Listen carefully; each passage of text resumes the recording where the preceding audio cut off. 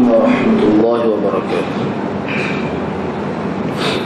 الحمد لله رب العالمين، والصلاة والسلام على أشرف الأنبياء والمرسلين، نحمده ونستعينه ونستغفره، فإن أصدق الحديث كتاب الله، وخير الهدي هدي محمد صلى الله عليه وسلم، وشر الأمور محدثاتها، وكل محدثة بدعة، وكل بدعة ضلالة، وكل ضلالة في النار. وقال رب اشرح لي صدري ويسر لي أمري واحلل عقدة من لساني يفقه قولي. Alhamdulillah, bersyukur kepada Allah Subhanahu wa taala kerana dapat, dengan izinnya dapat kita bersama pada malam ini. InsyaAllah pada malam ini saya nak sambung perbincangan berkaitan dengan Sayyidina Uthman ibn Affan. Jadi pada minggu sebelum ini telah kita bincang berkenaan dengan salah satu cara yang digunakan oleh kalangan Sabaiyah, iaitu pengikut-pengikut yang terpengaruh dengan propaganda Abdullah ibn Sabah ini.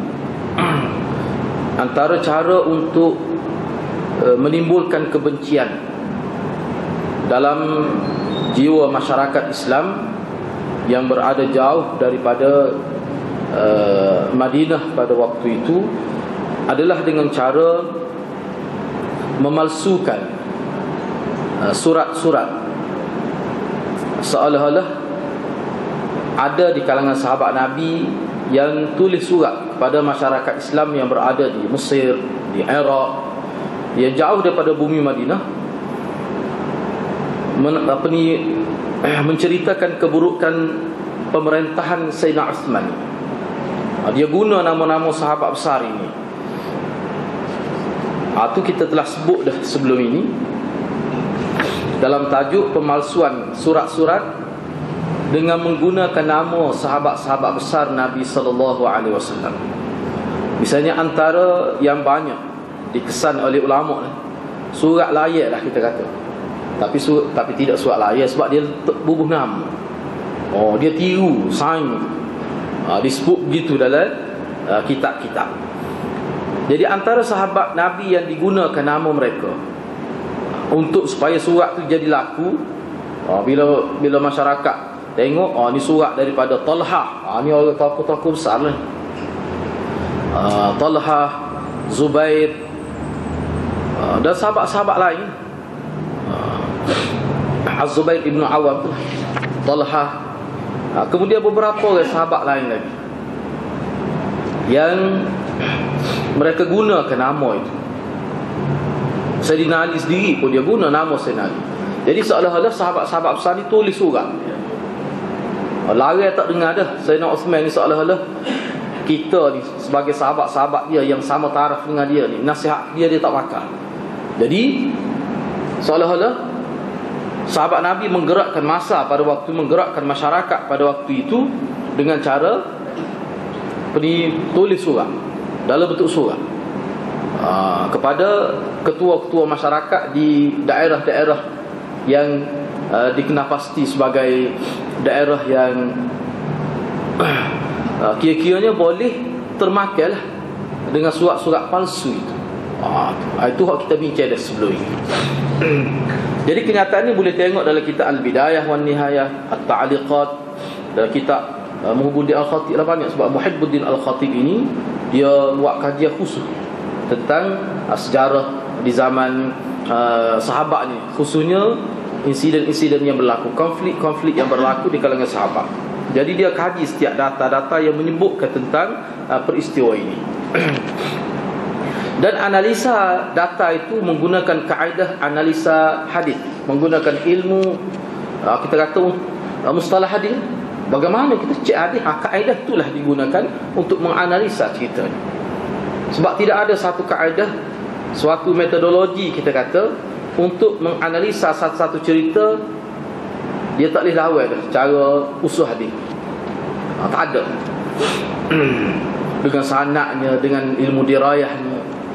Jadi itulah kelebihan umat Islam. Setiap cerita tu dia boleh check, dia ada kaedah tu. Baik, sambungnya pada malam ini, kesan daripada propaganda itu.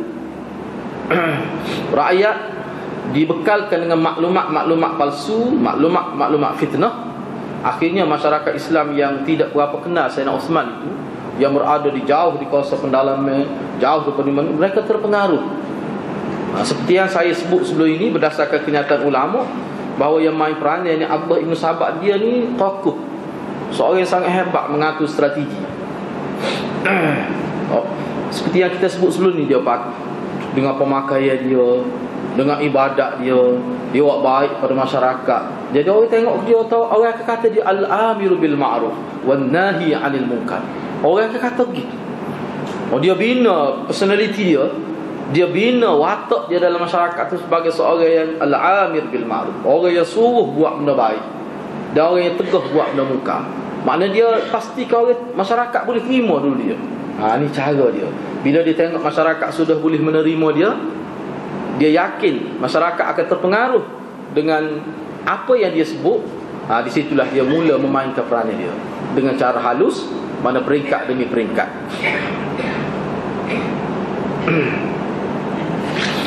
Baik, maji'ul ahzab ila Uthman min al-amsar wa iqna'u Uthman wa kibar as-sahabah iyahum wa insirafuhum nahwa buldanihim. Ni kemarahan tentera bersekutu lah. Al-Ahzab ni tentera bersekutu kepada Sayyidina Uthman daripada beberapa buah negeri ataupun bandar besar. Dan Sayyidina Uthman, tokoh-tokoh sahabat-sahabat yang ada pada waktu itu telah memujuk mereka, membuat dialog dengan mereka, dan meminta supaya mereka kembali ke tempat mereka masing-masing. Jadi tajuk ni, kita boleh faham daripada tajuk ni, bila tentera-tentera yang terdiri daripada masyarakat, dia gini hak besarnya 3: Mesir, Kufah dan Basrah. Hak lain tu tidak menonjol, ada juga, tapi hak paling besarnya yang keluar pada waktu itu adalah rakyat Mesir, Basrah dan Kufah. 3 tu. Tu disebut dalam kitab lah. Kalau kita tengok dalam rujuk dalam kitab, 3 tu lah hak kira yang paling ramai.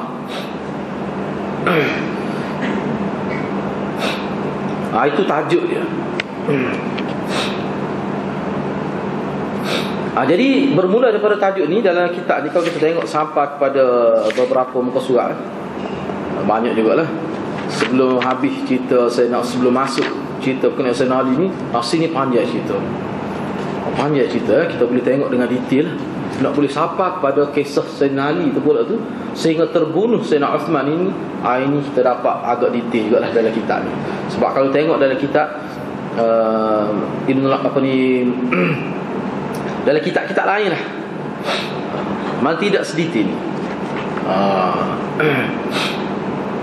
Misalnya Ibnul Arabi sendiri pun tidaklah sedetail. Sebab ni penulis kitab ni Syekh Muhammad Salih Ahmad Gharsi ni, dia ambil dalam banyak kitab untuk dihimpun, dipilih-pilih berdasarkan kepada kajian dia terhadap fakta itu, maka dia muat. Jadi disebut di sini golongan penentang Sayyidina Uthman telah berjanji. Dia buat satu janji, satu pakatan antara 3 buah negara ni, 3 buah negeri ni, Mesir, Kufah, Basrah, 3 buah tempat ni, bandar. Pada waktu tu hak ni dia panggil Mesir. Semua ni panggil Mesir bahasa makna bandar. Bandar besar ni, Kufah, Mesir dan Basrah. Dia janji pada bulan Syawal. Pada bulan Syawal, yakhrujuna fi muzhirin al-hajj, kharaj kullun fi 600. Jadi mereka keluar pada bulan Syawal dengan menzahirkan, menampakkan mereka pergi mengerjakan haji. Ada gitu, bila-bila gitu labbaik Allah lah kira-kiranya. Jadi kalau orang tengok, rupanya lagi buat haji. Dia tidak tunjuk nak perang. Maknanya kalau kita boleh faham daripada ni, makna senjata tu tak nampak. Dia simpan senjata. Boleh jadi dia sembunyikan dalam beg, dalam peralatan atas unta dia. Tapi pokok mana pun, bila sebab dia pergi jumlah ramai, setiap kumpulan, sama ada kumpulan grup Mesir, kita kata grup Basrah, grup Kufah, paling kurang 900 orang dia kena bawa tentera. 900 orang. Paling kurang. Jadi maknanya kali 3 tu kita kata paling kurang hampir 2,000 lah kita kira. Nah, hampir 2,000, mana 1,800 lebih. Kita kata 2,000 lah. Tak apa semua. Jadi mereka menampakkan keluar tu kerana untuk mengerjakan haji. Masing-masing dalam jumlah paling kurang mana 900 orang tentera. Dan mereka singgah. Mereka tidak terus masuk ke Madinah. Kumpulan ini dia tidak terus masuk ke Madinah, bahkan mereka singgah di satu tempat yang tidak disebut di sini. Cuma mereka, kita kata, berpengkalan lah, berhenti berdekatan dengan Madinah itu, qariban minal Madinah. Dan di kalangan rakyat Mesir, wa kana fil Misriyin Ibnu Saba, di kalangan penduduk Mesir, orang-orang Mesir yang keluar tu, jumlah 900 orang lebih tu, sebab di setiap bulan 900 orang lebih. Di kalangan pokok Mesir tu ada Abdullah bin Saba. Dia pergi juga. Dia pergi juga.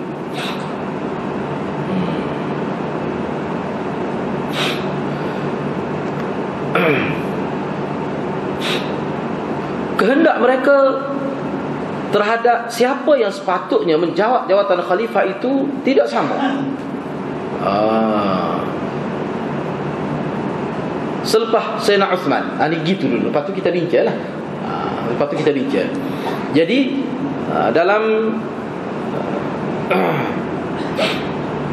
mengikut Muhibbuddin Al-Khatib, dia kata 3 kumpulan ni, Mesir, Kufah dan Basrah ini, bila mereka berjaya bunuh Sayyidina Uthman, masing-masing ni sudah ada calon masing-masing untuk dilantik menjadi khalifah.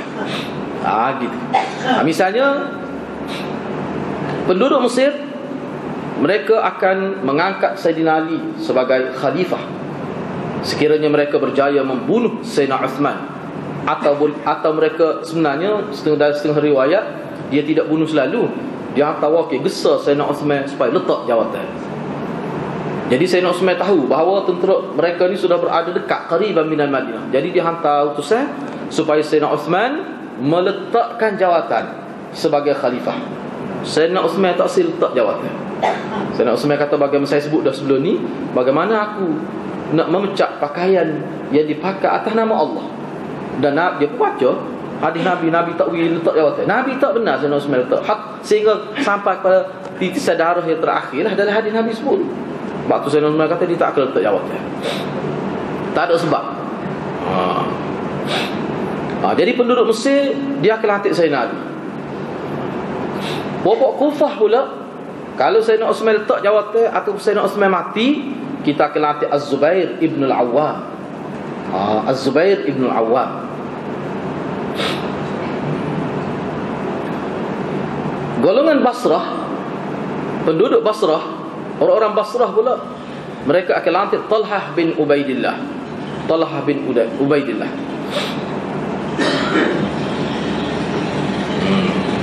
Gitu.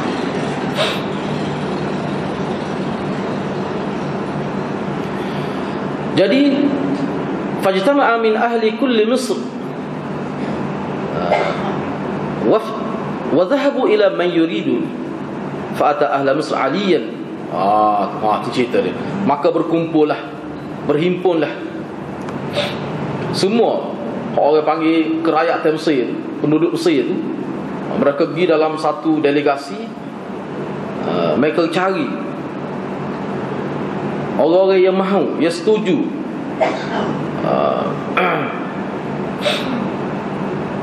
Jadi puak-puak dia, puak Mesir tak ni, puak kata nak Sayyidina Ali tu, dia hantar delegasi pergi jumpa Sayyidina Ali. Kita nak tuan hamba, kita nak tuan jadi khalifah. Sama ada Sayyidina Uthman letak jawatan ataupun dia mati. Gitu dia. Jadi sebut sini mereka wishalah kepada dia. Assalamu alaihi. Mereka beri salam kepada Sayyidina Ali, dan mereka kemukakan hasrat mereka. Maka dengan suara yang lantang Sayyidina Ali fasaha bihim, seolah Sayyidina Ali bertepik pada mereka. Mana guna suara yang lantang lah. Wa taradahum, dan Sayyidina Ali halau mereka.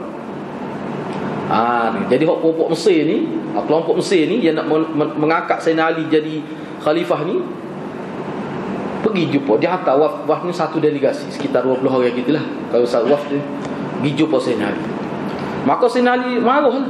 Sayyidina Ali halau mereka. Dan ketika dia halau tu dia kata, cuma berlaku dialog. Ni dalam kitab. Ni dalam kitab, ringkasan daripada kitab Bidayah wan Nihayah. Sayyidina Ali kata, laqad alima as-salihuna annakum mal'ununa ala lisan Muhammadin sallallahu alaihi wasallam. Farji'u. Demi sesungguhnya orang-orang yang baik, orang-orang yang soleh tahu, orang-orang jauh, orang-orang baik tahu bahawa kamu ni adalah orang yang dilaknat berdasar kepada lidah Muhammad sallallahu alaihi wasallam. Kamu ni adalah malaun, pokok yang dilaknat berdasarkan kepada hadis Nabi Muhammad sallallahu alaihi wasallam.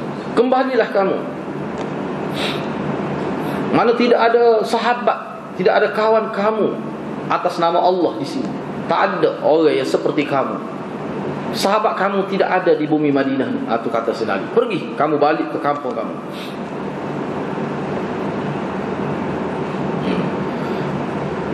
Mereka pun jawab. Bila Sayyidina Ali halau dengan waktu keluar kata-kata lagu tu, dia pun kata, ya tak apa kalau gitu lah. Qalu na'am wansarafu. Tak apa. Mereka pun beredar dari sisi Sayyidina Ali. Dengan kata-kata tu dia pun kelik. Demikianlah juga bila pokok Basrah pergi berjumpa Talhah. Pokok Basrah, pokok Kufah. Basrah ni hak nak pada Talhah itu.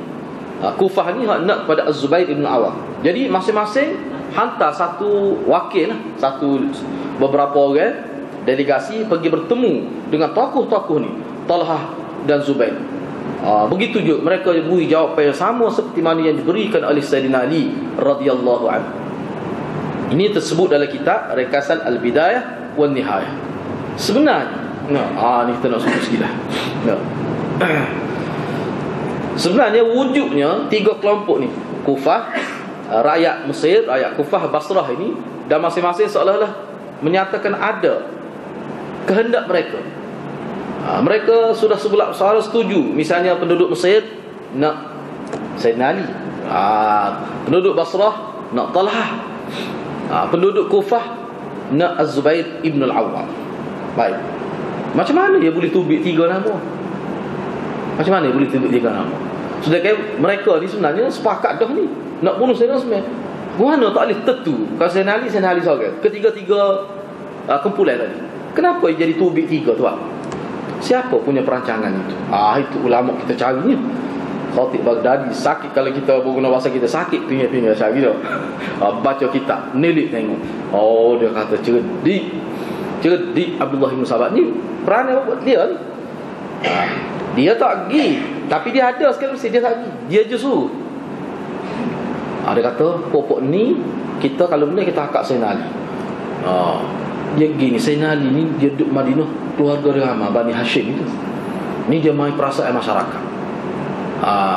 Ni pula Az-Zubair ibn Awam ni, ni apa ni, pokok Kufah, pokok Basrah ni Talhah.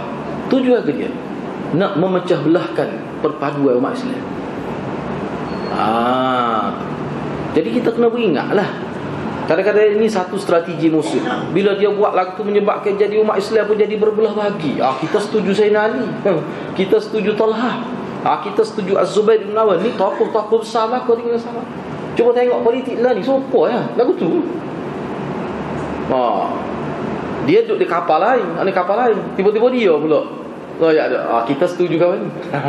Waktu tak setuju kawan ni, waktu atas kapal ni gelegak gitu. kocok kapal. Tu cara dia. Dengan maksud nak menghilangkan ketenangan kumpulan, untuk memecah belahkan perpaduan masyarakat Islam Madinah. Tu maksud dia. Tu maksud dia. Yang kedua, dia buat, tujuan dia buat gini, nak ayatnya mereka bukan nak kumpulan mereka orang Mesir, dia bukan nak orang Mesir, dia nak sahabat juga. Tak kira Sayyidina Ali tak baik, buat Basrah pun begitu juga. Tak kira Talha tu tak baik, buat Kufah. Az-Zubair bin Awam tu menantu Sayyidina Bakar. Tengok anak dia mati syahid misalnya. Dalam benda tu masa tak mati lagi, tak mati. Tapi itu cara dia. Semua ni kalau mengikut Khatib Baghdadi, semua ni adalah merupakan strategi-strategi yang telah diatur oleh Abdullah ibn Sabah. Kita kena ingat balik cerita bagaimana kisah di Saqifah Bani Sa'adah. Bagaimana permulaan sebelum dilantik Sayyidina Abu Bakar menjadi khalifah, ya? Keluarga Bani Hashim nak Sayyidina Ali. Ada yang cadangkan Talha. Ketiga-tiga nama ni adalah merupakan calon-calon yang pernah diangkat nama mereka semasa selepas Rasulullah wafat. Ni nama ni. 3 nama ni, Sayyidina Ali, Talha bin Ubaidillah dan Az-Zubair ibn Awami. Ni antara 3 tokoh sahabat yang pernah dicalonkan untuk menjadi khalifah selepas Rasulullah wafat. Dia akad semula. Ni cara dia nak mengelabui mata masyarakat. Yang ketiga, maksud Abdullah ibn Sabah merencanakan perkara ini, taktik dia buat gini ni, nak menarik sokongan daripada masyarakat Madinah pada waktu itu. Bila dia pecah tu, ni sokong, ni sokong, ni akhir sekali apa yang tinggal pada Sayyidina Uthman ibn Affan. Itu maksud dia. Dan kita kena ingat, bila kita kata sahabat ni ialah, kita kata sahabat ni bagus, kita tak nafi dah sahabat ni bagus. Tetapi zaman ni hak tabi'i pun ramai. Orang-orang baru masuk Islam kan hadut di Madinah ni. Bukan sahabat saja di Madinah, enggak sahabat ni semakin sikit dah ni. Dah zaman Nabi, zaman Sayyidina Abu Bakar berlaku semua peperangan. Enggak sahabat ni mati ramai dah. Jadi ramai dah. Mana orang-orang yang tidak sahabat. Dan kita kena ingat, masyarakat ni bila masyarakat ramai ni, dia bukan semua cerdik belaka. Setengah-setengah tu tahap pemikiran dia terlalu rendah. Sebab kita lah, kita kata tak, di kalangan keluarga kita, cuba kita perhati, ada setengah tu tak, pusing kita tulis cara mikir. Benda lagu ni boleh fikir, mana anak-anak kita lah. Tak cakap ayat tak dengar, anak-anak kita lah. Enggak anak-anak orang lain ada dekat lagu tu. Enggak bila capur-capur semua sekali, tidak ramai. Dalam Quran bersebut majoriti manusia ni dia tidak berpengetahuan. Wa aktsarun nasi la ya'lamun. Ramai manusia sama pun dia tidak banyak maklumat. Tu orang yang ada maklumat ni lain tindakan dia. Sebab tu dalam Quran bersebut kul hal yastawil ladina ya'lamun wal ladina. Orang yang ada maklumat dia tak akan sama. Kok mana pun dia tak sama. Orang yang ada pengetahuan dengan tidak ada pengetahuan, dia tak akan sama. Walaupun orang yang ada pengetahuan tu dia tak boleh bercakap, dia tak boleh, tapi maklumat dia ada. Dia nak sebut kembali, dia nak sebut semula, dia nak ulah maklumat dia tahu, dia tak boleh. Tetapi dia tetap ada beza. Sebab apa? Sebab maklumat yang ada di manusia dia menyebabkan dia berfikir. Semua ahli-ahli falsafah sebut manusia ni bila masuk maklumat, maka rendah setara mana akal pun dia boleh proses. Sebab akal manusia tak boleh proses kalau maklumat tak masuk. Maklumat ni masuk melalui telinga, melalui mata, melalui banyak perkara, sumber-sumber maklumat. Jadi bila masuk, sebab tu kalau maklumat yang tak betul masuk, maka dia proses pun jadi negatif lah sesuatu. Begitulah. Jadi kalau kita mengaji ilmu mantik, baru mula-mula di bahas tu, kenapa manusia boleh berfikir? Kerana maklumat. Kerana akal ni dia proses maklumat. Jadi kalau maklumat tak ada, dia nak proses macam mana? Jadi sebab itulah kita kata seseorang tu, masyarakat ni, kalau dia kuat ngaji, walaupun kita kata ngaji lama ketemu, tak boleh mengajar lagi. Tu mengajar bak lain. Setengah tak ngaji pun mengajar. Dia ni boleh mengajar ni. Tak boleh mengajar, sok mengajar. Dia tak ngaji pun dia boleh mengajar. Nak one of the best orang ni. Tu.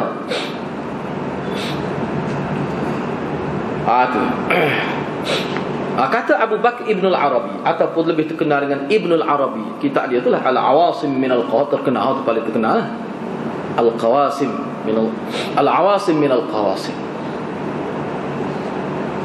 Kata Abu Bakr Ibn al-Arabi, dia sebut, dia kata, tapi Sayyidina Uthman terima mereka. Sayyidina Uthman ni dia pesik. Sayyidina Ali sahabihim wa taradahu. Wa taradahum. Bunuh solat ni. Ni pokok malaun, pokok yang dilaknat oleh Allah SWT. Tu Sayyidina Ali. Zubair, Sayyidina Uthman dak wastaqal. Terima. Dia jenis lembut, sebab dia kata dia jenis lembut. Sebab kita kalau kita tahu dah dah. Kalau Sayyidina Umar tidak begitu, ulama kata ada dan tidak ada kitab tak sebutlah. Sebab tu dia mau ni tak berani sama Sayyidina Umar. Tak berani. Bakal tak ada siapa qariban minal Madinah kali kalau kau sama Sayyidina Umar. Bunyi gerak ya buat dia tu. Gila. Ke Muawiyah ke apa. Tapi kok mana pun Muawiyah banyak belajar dengan cerita Sayyidina Uthman ni. Sebab tu Muawiyah dia tak benar. Nampak sikit. Kerak selalu. Tak boleh. Ni. Dia bui pendapat lain. Tunjuk perasaan lain. Ni kalau jenis perai kat samai tu, samai kalau ramah sikit dia sekali dengan pedas lah dia bawa. Dia tidak bawa kertas dengan pen. Nah, dia tak bawa spanduk apa kita ni. Nah, tu. Jadi Sayyidina Uthman menerima mereka, menerima kehadiran mereka. Makna sanggup bersemuka dengan mereka.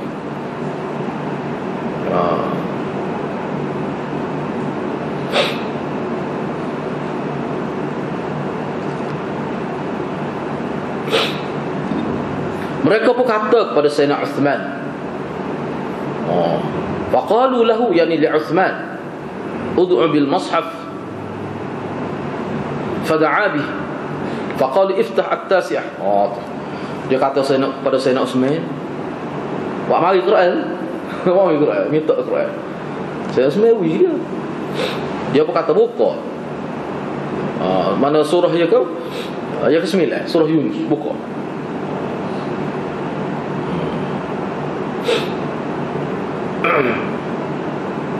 Mereka pun kata kepada Sayyidina Uthman lah, Iqra' faqara'a ila qawli ta'ala. Sayyidina Uthman baca surah Yunus. Dia suruh Sayyidina Uthman baca sampai kepada firman Allahu adina lakum am 'ala Allahi taftarun. Mereka pun kata qif, sekat tu berhenti situ, wakah situ, qif ke mana. Jadi ayat tu nya, mana ayat yang keberapa tu? Ayat yang ke-59 ada ta'liq bawah tu. Jadi ayat dia nya, qul ara'aytum ma anzalallahu lakum min rizqin faja'altum minhu haraman wa halala. Qul Allahu, seterusnya, qul Allahu adina lakum am 'ala Allahi taftarun. Katakanlah wahai Muhammad, apa pandangan kamu?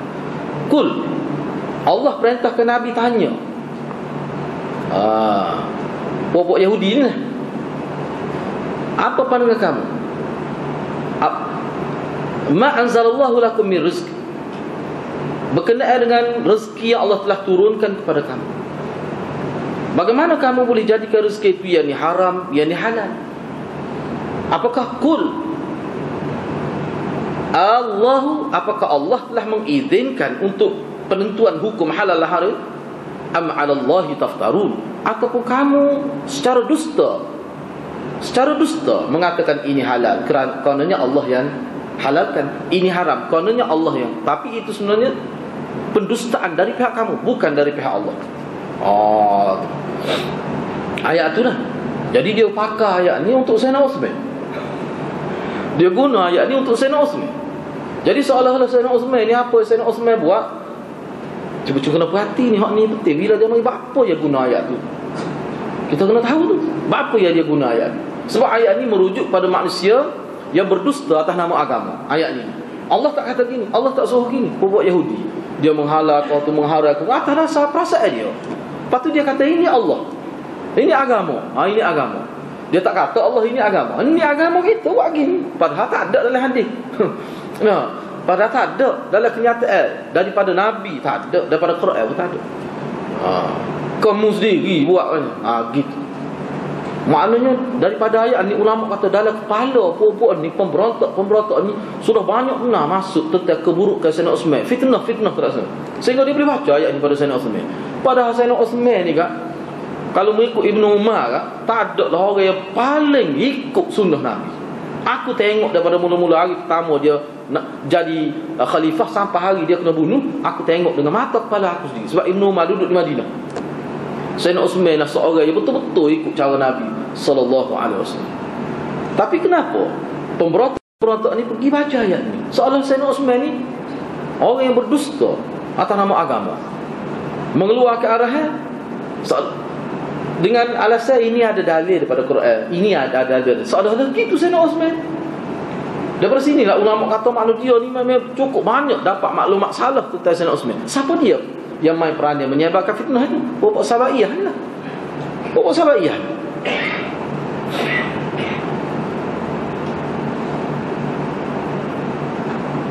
Tengok dia kata Sayyidina Osman, bila dia baca ayat ni dia kata, lagu mana kamu kalau kita terjemah kata, lagu mana kamu?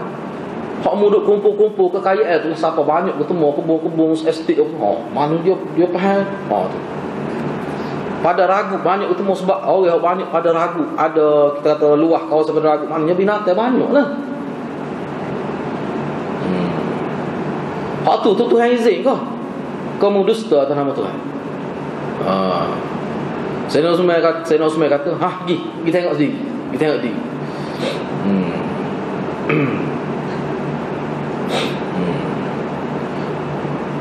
Aku buat gini. Sayyidina Osman buat, aku buat gini. Semua hak tu hak Sayyidina Umar kau buat tu. Aku sambung kerja dia. Kita kena ingatlah Madinah ni dia negeri pertanian. Jadi zaman Sayyidina Umar pun dia perkasakan dia punya sektor pertanian itu. Perniagaan tu ada juga tapi tidak besar, tidak seperti Mekah tak. Dia sektor kita kata jenis perniagaan. Dia beza. Jadi dan telah bertambah. Unta-unta pun jadi banyak lah. Jadi aku tambah. Jadi aku ni macam sambung kerja. Bila Sayyidina Umar wafat, gapo dia orang panggil projek-projek yang telah sepenuhnya kita kata bila mati, bila berhentinya seorang Perdana Menteri, gapo dia projek dia selesai, Perdana Menteri seterusnya sambung balik. Gitu cara dia. Aku ni buat sana. Sebab tu ulama, sebab tu Ibnu Umar kata, ingat tak cerita sebelum ni Ibnu Umar kata, hak Sayyidina Osman buat tu sebenarnya dia sama kerja aku buat lah aku. Begitu juga pelantik ke pekerja-pekerja, orang yang pegang jawatan-jawatan penting dalam sistem pemerintahan di zaman Madinah tu sebenarnya pelantik ke zaman Sayyidina Umar banyaknya. Sayyidina Umar lantik ni berdasarkan kepada kemampuan. Kebetulan ni keluarga Sayyidina Osman ni, keluarga Umawi ni, dia keluarga pemimpin di zaman jahiliyah lagi. Supaya abang Sayyidina Muawiyah jadi ketua tentera, nama Yazid. Zaman Nabi lagi Nabi latih jadi ketua tentera. Zaman Sayyidina Bakar dikekalkan, zaman Sayyidina Umar, tak Sayyidina Osman. Zaman Sayyidina Osman bunyi. Kenapa zaman Nabi tak bunyi? Kenapa zaman Sayyidina Umar tak bunyi? Kenapa zaman Sayyidina Umar tak bunyi? Sebab dia takut nak bunyi masa. Zaman Sayyidina Osman ni bila dia buruk ke Sayyidina Osman, dia tengok suasana politik di sekitar, di Kufah, di Basrah, ni sudah tidak menyokong politik Sayyidina Osman. Sebab tu dia ambil kesempatan. Sebab tu demo ni mari yang dia persoalkan adalah salah guna kuasa, mengauk kekayaan untuk peribadi. Hak tu dia nampak kesalahan Sayyidina Osman. Sebab tu Sayyidina kata, kita tengok sendiri, kita tengok sendiri tu. Aku buat gini. Semua benda tu hak Sayyidina Umar buat lah kata tu. Kemudian Sayyidina Osman pun tanya, mu nak kerja sebenarnya? Sayyidina tanya, qala lahum madza turidun? Apa sebenarnya kamu mahu dengan kamu mempersoalkan benda ni? Apa kamu mahu?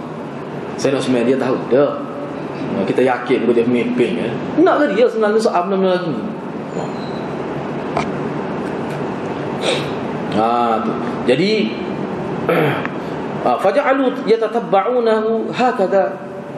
Lalu golongan pemberontak ini, wakil mereka ini pun mereka mengamati, mereka teliti. Seperti dia teliti betul Sayyidina sebut. Kalau dia Sayyidina Osman sebut tu betul.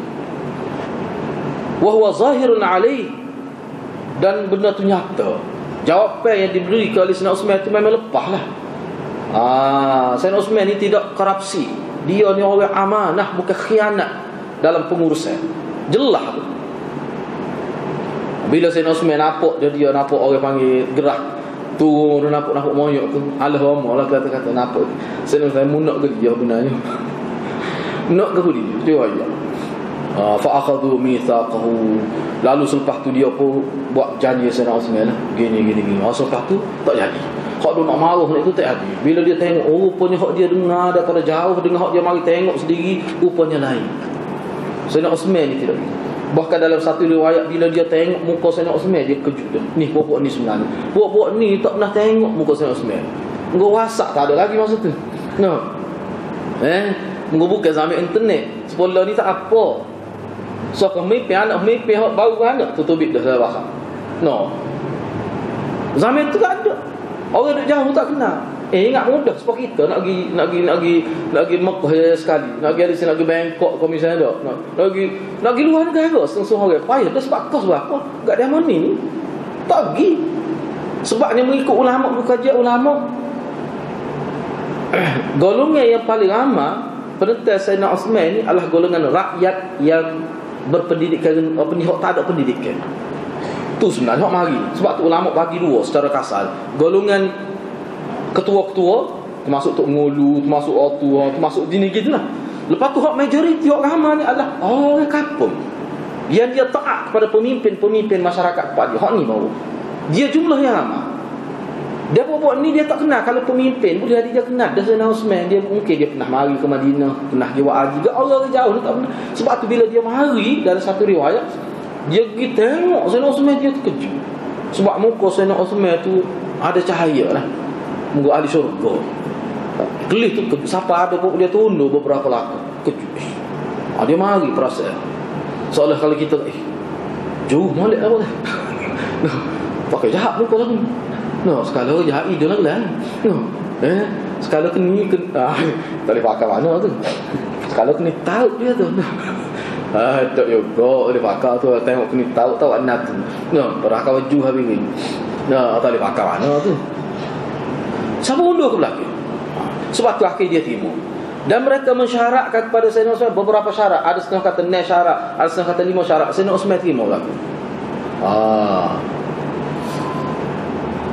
Antara yang disebutnya, mana orang yang dinafikan hak dia mesti diberikan kembali hak dia. Orang yang tertahan, orang yang tidak bernasib baik mesti diberikan pada dia. Dan disempurnakan ni. Kita kata fight ni, bayaran dan mereka pun kena bayar lah pada kerajaan. Kok mana pun dia nak. Kalau kita kecek bahasa lain kan, maknanya kerajaan mesti memberi hak kepada rakyat. Apa tu dia minta. Kalau kita learn juga kita kata tak. Mana harga barang kita minta turun, soalah lagi itulah. Berat ni, pokok ambo ni, duduk kapur ni misalnya. Kau turun ni. Cukar jangan naik, tu soalah lagi. Jadi berlaku perbincangan antara mereka dengan Sayyidina Osman. Dan adil dalam pengagihan harta negara kepada rakyat. Dia tuntut tu. Apa ya pokok dia tekan sangat? Apakah seolah-olah Sayyidina Umar ni khianat? Sebab hak tu masuk dalam kepala dia. Hak yang ulama kita faham tak? Hak ulama kita berasa peliknya. Tak siapa kau hal tu pokok dia. Sedangkan Sayyidina Osman ni, kalau kita tengok tiap-tiap bulan dia hantar.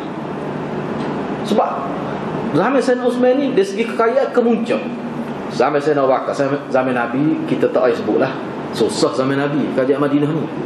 Zaman Nabi ni memang dari segi kekayaan memang tak ada lah. Zaman Sayyidina Abu Bakar sikit peningkatan. Sayyidina Umar Sayyidina Umar ni macam dia, orang panggil dia bina struktur. Walaupun ujung tu berlaku dah. Cuma zaman Sayyidina Osman ni lah, bila struktur pemerintah tu telah stabil, lengkap dah beberapa kita kata organisasi tu kemah.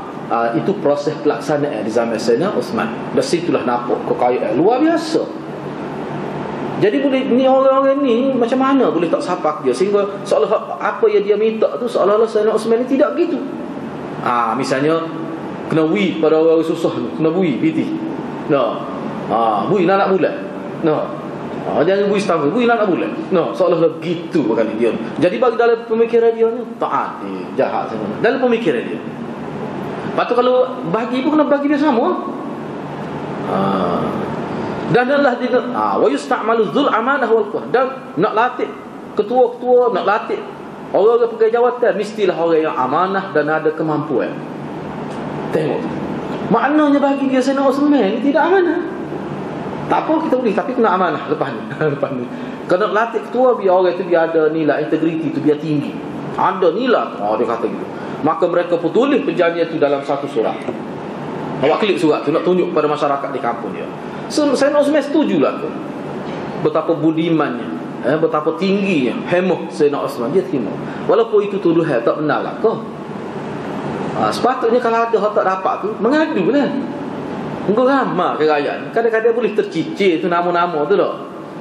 Hak lon ni pun kata hilang, tak khabar tak lalu ke mana nama. Pada penuh dah dengan lekat dengan data. Orang sampai dulu kok dengan tulis lepas tu kat umur jauh. Nak pergi ambil maklumat sesepak dia kata nyari naik kuda pecuk tu. Macam-macam tu kita bayangkanlah benda tu. Nak daftar seorang-seorang yang boleh berlaku tu kesilapan dan sebagainya. Tapi tak apa, Sayyidina Osman timur. Dan Sayyidina Osman pula minta, Sayyidina Osman, tak apa, aku akan penuhi semua permintaan kamu. Tetapi kamu pula, apa yang kamu perlu buat? Apa ada dia juga. Sayyidina Osman kata, selepas ni jangan melakukan tindakan dalam bentuk mengangkat senjata. Jangan. Itu bukan cara penyelesaian dia. Kalau ada tak cukup, ada tak kena, rasa tak kena, mari jumpa supaya hari ni lah. Baru buat pertemuan lagi. Sayyidina Osman suruh gitu. Dan jangan merosakkan perpaduan, wala yufarriqu jamaah, jangan merosakkan perpaduan, jangan memecah belahkan masyarakat. 2 kali Sayyidina Osman minta. Dia minta 5 ataupun 6. Tapi Sayyidina minta 2. Jangan memecahkan tongkat, jadi jangan cuba nak menjatuhkan kerajaan. Dan jangan memecah belahkan perpaduan masyarakat. Itu jangan, itu bahaya. Itu bahaya. Kemudian mereka pun kembali dalam keadaan puas hati. Thumma raja'u radhi, kembali ke keadaan puas hati. Riwayat ni, cerita ni saya baca ni bazar cerita. Yang mana sanad cerita ni kita baca ni, sanad dia tu semua perawi dia siqah, kecuali ada seorang tak berapa kemah tak, kecuali tak ada seorang.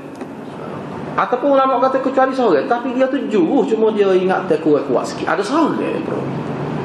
Semua perawi tu maknanya ada kredibiliti lah sebagai perawi hadis, kecuali ada seorang tak berapa itulah sikit. Dari bukan perangai utuh, ingat dia tak berapa kuat. Ini tersebut dalam kitab Majma'uz Zawaid. Kita perhabis sikit lagi. Baik. Kata Muhibbuddin Al-Khatib,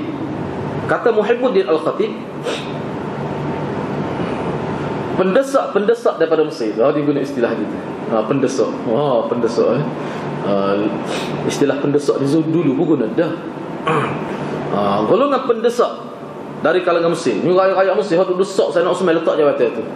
Hak tu sibuk kalau bahasa Kelantan, puak-puak kalut ni. Kalau bahasa Kelantan dia rapat je lah. Kita tahu hak tu tengah rapat lalu. Puak-puak tu sibuk, puak-puak kalut ni dari kalangan Mesir ni dari kalangan Mesir. Bukan Basrah, bukan Kufah. Ni kata Muhibbuddin Al-Khatib. Dia buat kaji. Sebab Muhibbuddin ni salah satu dia kaji semuanya, siapa yang terlibat membunuh Sayyidina Osman. Sebab ni jumlah yang ramai. Dia kata sebenarnya golongan-golongan pendesak yang mendesak Sayyidina Osman, yang memberi kata dua kepada Sayyidina Osman, sama ada letak jawatan ataupun berhadapan dengan peperangan, mereka ini terdiri daripada 2 kelompok. Ini hak Mesir saja. Hak Basrah dan Kufah dah. Hak Mesir ni. Sebab apa sebut Mesir tu? Sebab situlah tempat yang paling subur propaganda Abdullah ibn Sabah, kerana dia duduk situ. Iaitu ru'asa khadi'in, ketua-ketua, pemimpin-pemimpin yang melakukan propaganda, yang melakukan pendustaan. Ni dalam peringkat yang pelbagai.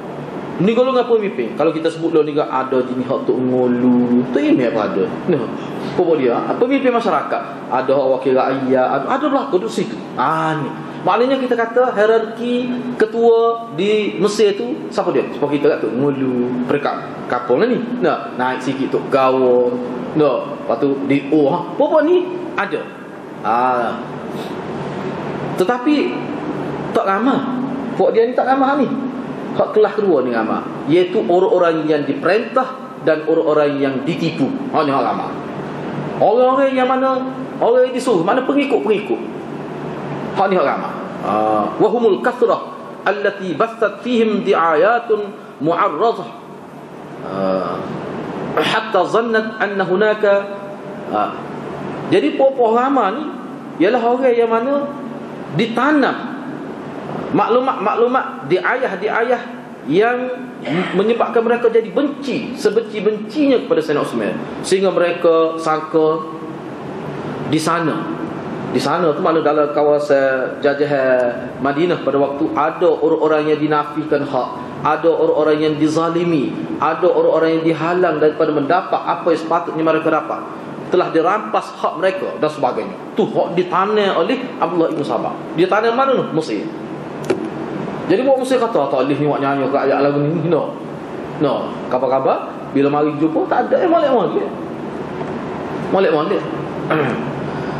Fitnah ni lagu tu lah hati-hati lah.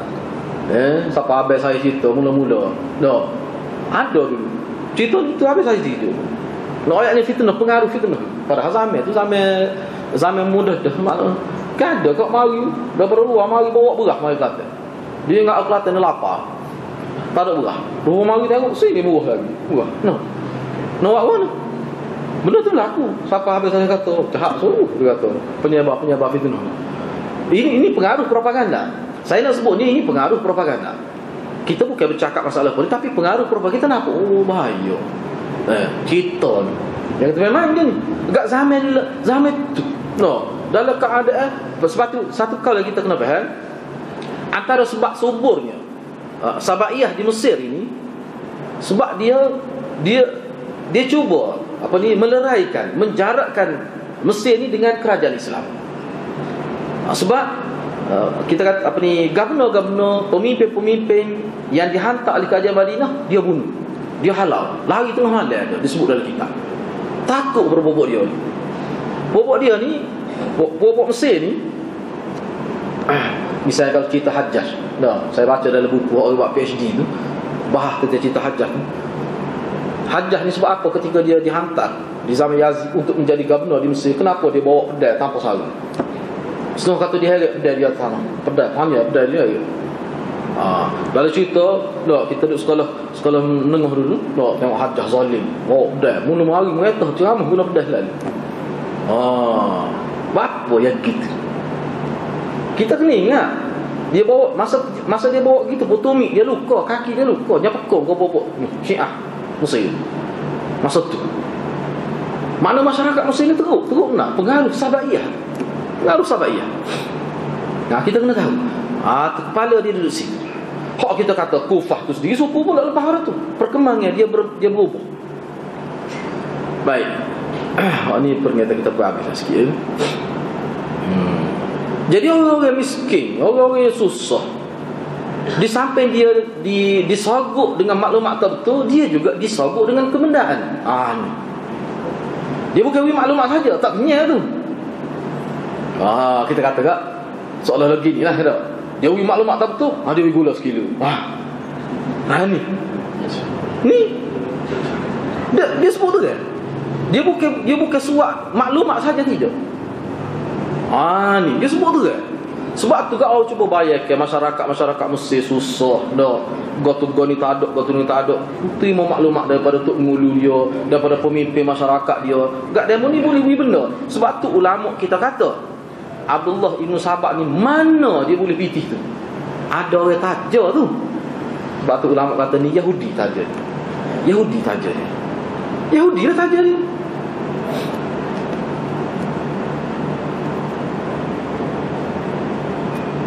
Sebab kita nak bunyi Abdullah bin Sabah, kita dalam kitab honi lah, lemah tu. Tak jelas dalam kitab siapa dia taja dia. Tapi ulama kata tak mungkin dia kerja kan. Rau negara ni ingat tak ada PT saya lewat kerja lagu ni. Jalan 1 kilometer lah panasik lagi tu. No, lepas tu nak makan parah. Lepas tu dia boleh bina kekuatan dia, mesti cukup ni peruntukan. Siapa dia beri? Siapa dia beri? Kerajaan apa ya? Kerajaan mana yang kuat pada waktu itu? Rom dengan Parsi. Rom dengan Parsi. Sebab tu ulama kita kalah. No. Dia kata mari, sebut gitu ada. Walaupun dia tak sebut tegas lah, tapi ada orang yang taja dia. Hak taja ni bukan sebarang orang. Ni mungkin kerajaan. Tak sebelah ni tak taja dia kerajaan. Dah. Supaya baik. Ini maknanya dalam kepala masyarakat Mesir, mana Sayyidina Osman ni teruk sungguh. Hak dia faham. Baik. Hasan Basri, seorang tokoh tabi'in besar pada waktu.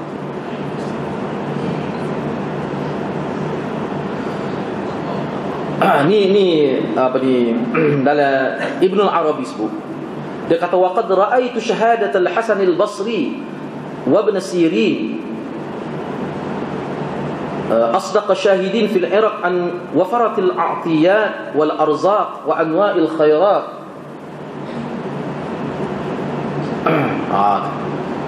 Kata Hasan Basri dan Ibn Sirin dan Ibn Arabi kata inilah saksi yang paling benar. Dua orang saksi ni, tokoh besar dalam agama Islam kita ni. Dia bersaksi semasa dia duduk di Iraq. Dia kata masyarakat Iraq, dia tengok an wafaratil atiyah, cukup mewah, dapat pemberian daripada kerajaan. Memang Sayyidina Osman, kalau kita baca misalnya Syekh Salabi tulis seteban kita tentang Sayyidina Osman saja, bagaimana amanahnya pemerintah Sayyidina Osman. Sebab tu selepas ni kita akan sebut siapa anak Sayyidina Osman. Kita tak tahu anak Sayyidina Osman. Siapa dia anak Sayyidina Osman? Cucu Nabi. Kita tahu asal Husain ni. Kelakar semua Syiah ni. Kira dia tutup kita tu. Kira siapa orang kita bila cucu Nabi asal Husain. Padahal cucu Nabi ramai lagi. Anak Zainab. Kita pun tak tahu. Sebab tu ulama bongkar. Ada sangat ahli kitab tu. Bagus tu. Sebab orang kita ni tak tahu apa je lagu. Tapi kalau cerita-cerita tak betul, macam ni tutup. Tu. Lepas tu awal-awal lagi dia beri. Mana keluarga Nabi yang lain ni tak pakar. Sebab tu kena ingat, kalau ada orang sebut lah ni pada sebut hidup-hidup lagi. Kononnya tokoh ahli sunnah wal jamaah. Dia kata sebenarnya orang sebar tauhid yang adalah daripada Abu Musa Asy'ari. Satu jalur itu. Dan itulah keturunan Abu Hasan al-Asy'ari. Sahabat-sahabat Nabi tidak memperjuangkan tauhid. Ada yang kecil lagi. Ini tokoh ahli sunnah. Berat ni lagu ni. Saya tengok terkejut. Kata berat. Seolah-olah daripada Abu Hasan Asy'ari naik pakatan. Munggu keturunannya Abu Musa Asy'ari. Satu je memperjuangkan tauhid yang khalis. Cuba bayar ke sahabat-sahabat Nabi, anak Sayyidina Bakar, anak Sayyidina Umar, semua pejuang belakang tu. Pergi mana dia? Tengok sejarah. Tak kalau orang kampung dengar tu lah. Dia tak nampak Sayyidina Bakar, tak nampak sumbangan sahabat lain. Tidak kata zalim tu. Zalim tu memutablikkan maklumat, memendamkan maklumat sebenar tu zalim tu. Tak boleh lah betul. Maknanya kita fitnah pada sekian lama sahabat Nabi radhiyallahu anhum. Ya Allah sebut radhiyallahu anhum wa radu anhu tu. Tu parah. Cuba bayangkan dalam kitab dah ni hidup ni kita boleh tengok. Cuba pendai kamu apa tu kerana terlajak nak naikkan nama satu kelompok. Ni pun gitulah juga. Sebab tu tak boleh dah. Kita ni jangan ni orang panggil bila ta'assub ke ni jadi hilang pertimbangan. Tak boleh lah betul. Jadi kata Hasan Basri dan Ibn Sirin, dia kata kalau tengok di Iraq, sebab dia duduk di Iraq, memang rakyat mewah, dia kata. Rezeki dan pelbagai projek kebaikan yang dilaksanakan oleh Sayyidina Uthman Ibn Affan di Iraq ni. Baik, tak apalah. Kata Ibn Arabi lagi, dia kata bila mana pokok pemberontak ni yang telah ditipu dengan maklumat palsu ini, bila dia dengar jawapan Sayyidina Uthman sebagai sambungan tadi, وعرفوا الحقيقة اقتنعوا ورجعوا وتخلف في المدينة من الرؤساء كما في الطبري الأشتر النخعي حاكم بن جبلة. Jadi bila mana dia orang-orang ramai orang Pemberontak-pemberontak ni terdiri daripada orang-orang awal yang ditipu, yang disogok dengan maklumat salah. Bila mereka tahu hakikat yang sebenar, mereka cukup iqtana'u, mereka berpuas hati pula dengan Sayyidina Uthman itu. Iqtana'u boleh juga puas hati, boleh juga dengan mana kemarahan mereka jadi reda. Tu iqtana'u boleh juga, dia ada dua makna. Waraja'u, dan mereka pun balik nak balik ke pun tak jadi nak mari nak letak Sayyidina Uthman tu, tak jadi. Dan mereka wa takhallafa fil madinah min ar-ru'asa, dan mereka kalau kita sebut Kelantan gini, wa takhallafa fil madinah, mereka pun meninggalkan ketua-ketua mereka di Madinah. Ketua-ketua mereka ada dua kelompok, ada ketua, ada pengikut. Set pengikut ni bila dengar tinggi daripada mulut Sayyidina Uthman, mereka pun takhalluf, mereka pun pergi meninggalkan ketua mereka. Kenyataan ini tersebut dalam kitab Tabari, dan dalam kitab Ta'liqat kepada kitab Awasim minal Qawasim Ibn al-Arabi. Dia mari dengan sana cerita ni. Jadi cerita molek-molek ni ada apa yang tidak dijadikan sukat pelajaran di peringkat apa yang tinggal cerita yang begini molek, apa tinggal duk bawa cerita Sayyidina Uthman tak molek, apa yang banyak.